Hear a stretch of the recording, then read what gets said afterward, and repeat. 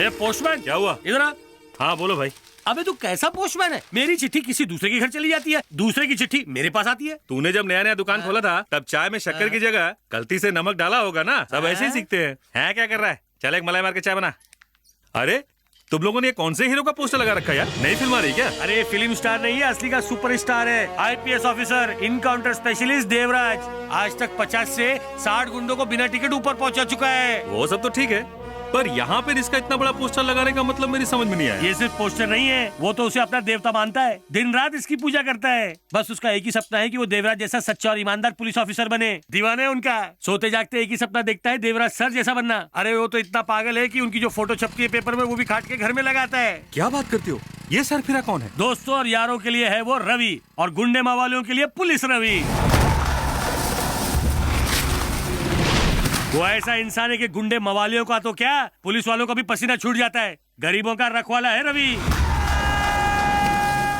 अरे साहब दिल थाम के बैठो, थोड़ी ही देर में आपको ट्रेलर और फिर पूरी पिक्चर देखने को मिलेगी।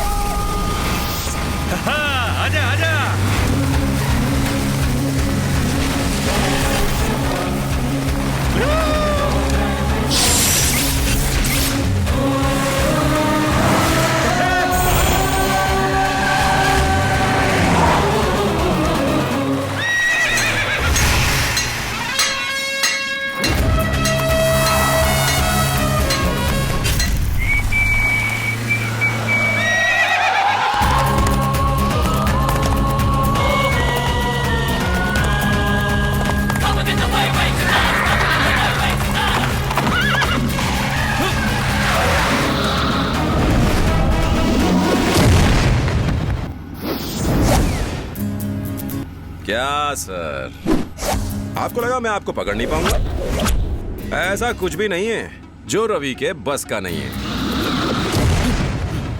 एक बात बताइए, पुलिस वालों का काम होता है लोगों की मदद करना, और आपने एक बहरे बुड्ढे को गाड़ी से उड़ा दिया, वो भी 150 किलोमीटर की स्पीड से। ये कहाँ का न्याय है सर?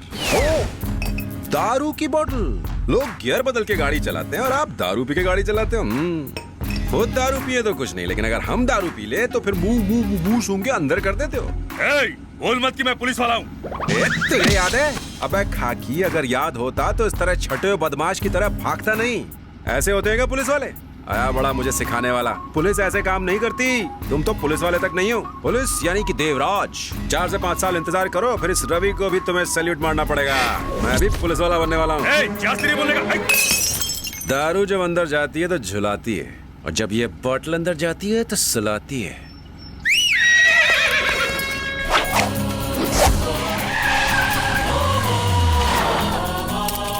अरे देख, अपना रवि आ गया।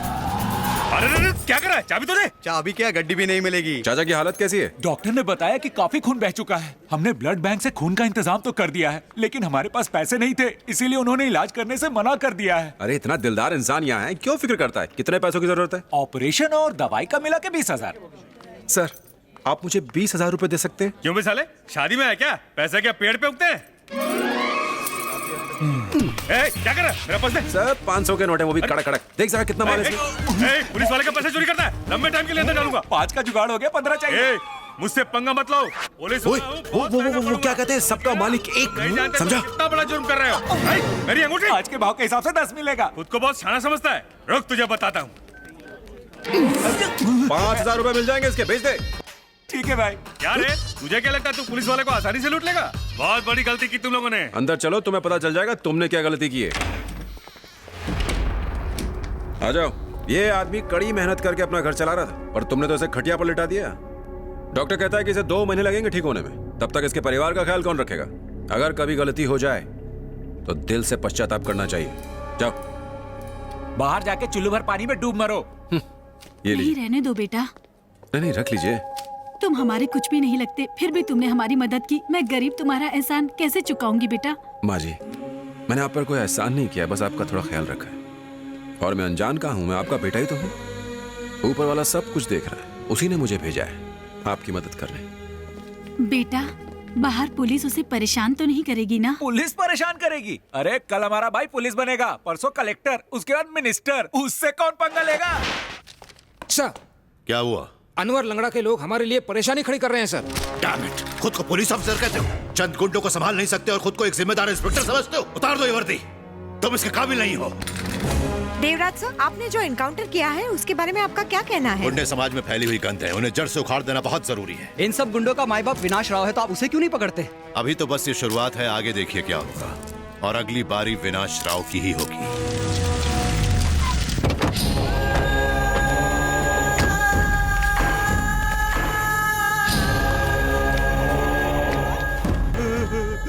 बड़े भाई, देवराज ने हमारे भाई को मार दिया, हम कुछ नहीं। बंद कर, जो हो गया सो हो गया। वो एक एक करके हमारे आदमियों का इनकाउंटर कर रहा है। ये मर गया तो इसमें रोने की क्या बात है? हमारे भाई ने हमें सब कुछ दिया। मुझे देख, मैं यहाँ नागपाड़ा का डॉन हूँ, अपने धंधे में ऐसा होते रहता है। आज ये मरा, कल ये मरेगा, कल तू सब मरेंगे, कोई नहीं बचेगा। हम सब एक एक करके साफ हो जाएंगे। आखिर में उसका हाथ आपके गिरेबान तक आ पहुँचेगा, तब आपको कौन बचाएगा? है उसे मौत के घाट उतार देना चाहिए। विनाश राव, नाम सुनते ही तबाही का मंजर आंखों के सामने आ जाता है। इसकी दहशत के आगे बड़े बड़े इंडस्ट्रियलिस्ट्स, बिजनेसमैन, यहां तक कि मंत्री भी अपना सर झुका लेते हैं।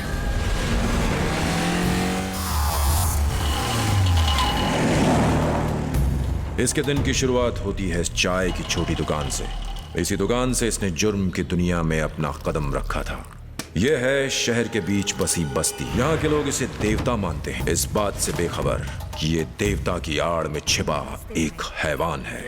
ऐसा हैवान जिसके कई गैर कानूनी धंधे हैं, जैसे कि चिट फंड, मिनरल वाटर की आड़ में करोड़ों का गैर कानूनी स्पिरिट का कारोबार, ताकत का नशा ऐसा कि किसी की जुर्रत नहीं जो इससे आगे निकल जाए। पाए लागू मोटा भाई। आइए। दुबई में चल रहे मेरे बिजनेस से मैंने ये मॉल खड़ा किया है मोटा भाई। बहुत अच्छा। ये मुंबई का सबसे बड़ा शॉपिंग कॉम्प्लेक्स है। पूरे मुंबई का? आप मेरे मॉल में बोनी करा दीजिए मोटा भाई। माचिस इधर ला। अरे नहीं नहीं, पैसे नहीं लूंगा। ये तुम्हारी बोनी है, रख लो। जय लक्ष्मी माँ। भैया जरा मेरे साथ में आएंगे? क्या हुआ? वो सामान आ गया। मैं अभी आया। काम पहले आओ। सामान तो चेक कर लिया है ना? पेमेंट सामान चेक करने के बाद ही करना, बाकी मैं बात कर लूंगा, तुम जाओ। अरे रे, सामान जला दिया, मेरे मॉल में आग लगा दी। तुम्हारी हिम्मत कैसे हुई? मुझसे बड़ा कोई नहीं बन सकता। मेरे मॉल में आग लगा दी। अरे मैं तो बर्बाद हो गया।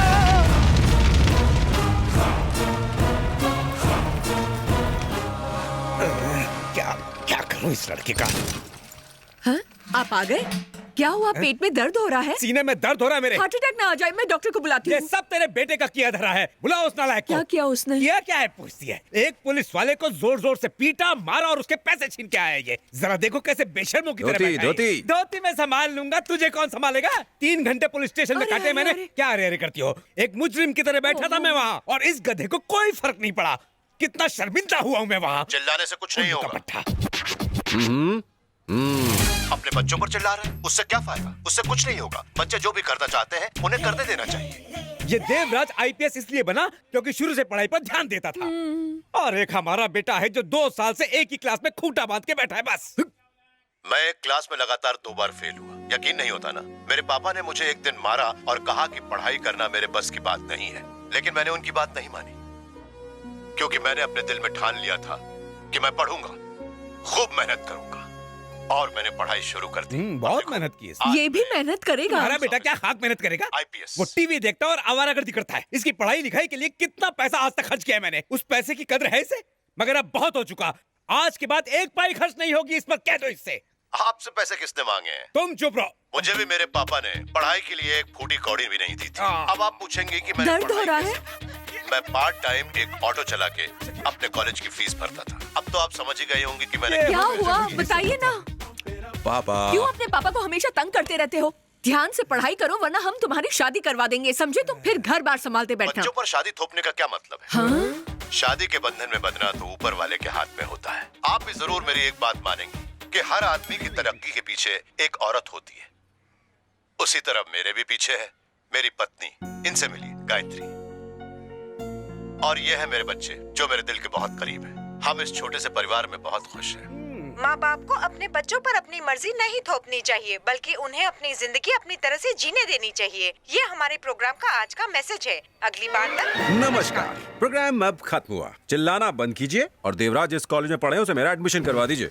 समझाओ अपने बेटे को। मैं कोई बच्चा नहीं हूँ। इससे कह दो कि आज के बाद इसके पिताजी इससे एक लफ्ज नहीं कहेंगे। पर यदि इस साल ये फेल हुआ तो क्या अपनी जिद छोड़ देगा?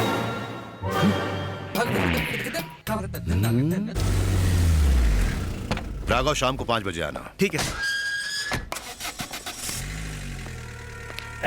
पापा आप आ गए? ये अंकल और उनके दोस्त कितने अच्छे हैं। आप भी हमारे साथ खेलिए ना। नमस्कार सर। नमस्कार सर। सब नमस्कार करो। नमस्कार सर। नमस्कार सर। नमस्ते सर। पापा मेरे लिए चॉकलेट लाए। नमस्कार सर। पापा ये अंकल तो कैरम खेलने में मास्टर है, एक भी गेम नहीं हारे। नमस्कार सर। कहाँ थे आप? मैं कब से आपको फोन कर रही थी। घर पर मेहमान आए हैं और आपका कोई पता नहीं। अच्छा लगता है क्या? सही कहा ना भैया? तुम्हारी पत्नी के हाथों में जादू है। किस्मत वाले हो। एक मिनट, मैं पानी लेकर आती हूँ। देवराज, एक पंछी था जो नदी की सारी मछलियों को खाए जा रहा था। एक एक करके सभी मछलियां खत्म हो रही थीं। पानी में बहुत ही कम मछलियां बच गई थीं। सबको खा गया वो पंछी। उसके शिकारों में धींगरा था राजू, परवेश और आखिरी शिकार अनवर लंगड़ा था। वो और शिकार करना चाहता था पर मछली बची नहीं। और एक दिन आ गया एक बड़ा मगरमच्छ। यानी कि मुझे मारना चाहता है ना? मैं नहीं चाहता कि मुझे तुम्हें ढूंढने की मेहनत करनी पड़े। अब मैं तेरे बिल्कुल सामने खड़ा हूं, तेरे घर में। मार।